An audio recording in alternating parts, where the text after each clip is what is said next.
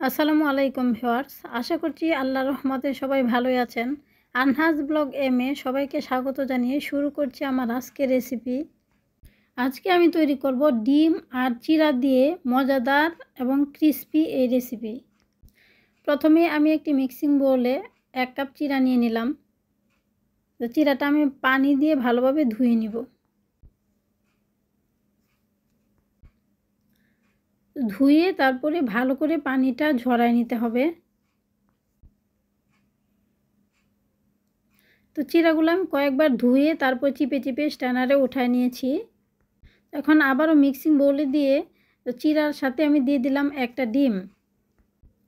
তো আর দিয়ে দিব 1 চা চামচ আদা বাটা। তারপর দিয়ে দিচ্ছি কিছুটা পেঁয়াজ কুচি আর দিব কাঁচামরিচ কুচি। তারপর দিয়ে দিচ্ছি সামান্য হলুদ গুঁড়া আর 1/2 চা চামচ জিরার গুঁড়া। তো এবার দিয়ে দিচ্ছি স্বাদ মতো লবণ। আমি 1/2 চা চামচ লবণ দিয়েছি। তো দিয়ে দিলাম 1 চা চামচ পরিমাণ চিলি ফ্লেক্স। ঝাল যদি খুব বেশি না খেতে চান তাহলে চিলি ফ্লেক্সটা স্কিপ করতে পারেন। আর দিয়ে দিচ্ছি কিছুটা বেসন। তো বাসায় যদি বেসন না থাকে সেক্ষেত্রে চালের গুঁড়া বা আটা ময়দা যে কোনো একটা দিলেই হবে।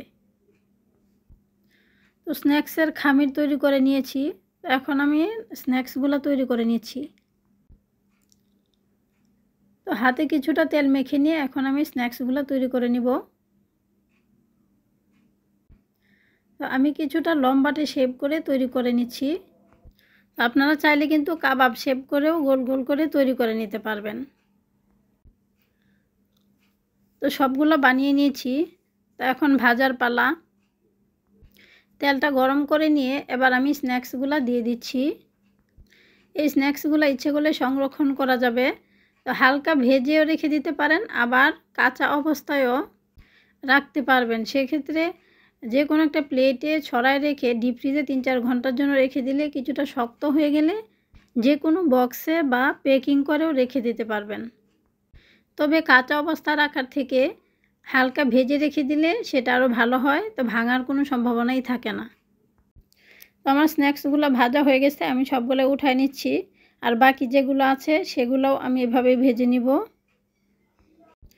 খুবই সহজ উপকরণে এবং কম সময়ে ইজিলি তৈরি করে নিলাম এই স্ন্যাক্স। আমার এই স্ন্যাক্স রেসিপি আপনাদের ভালো লাগলে ভিডিওতে লাইক, কমেন্ট অ্যান্ড ভিডিওটি শেয়ার করতে ভুলবেন না। তো আজকের মতো এখানেই শেষ করছি। আবারও চলে আসবো ইনশাল্লাহ এইরকম ইউনিক কোনো রেসিপি নিয়ে। সেই পর্যন্ত সবাই ভালো থাকবেন আর আমার চ্যানেলের পাশেই থাকবেন সেই প্রত্যাশায় আজকের মতো বিদায় নিচ্ছি। আল্লাহ হাফেজ। আসসালামু আলাইকুম।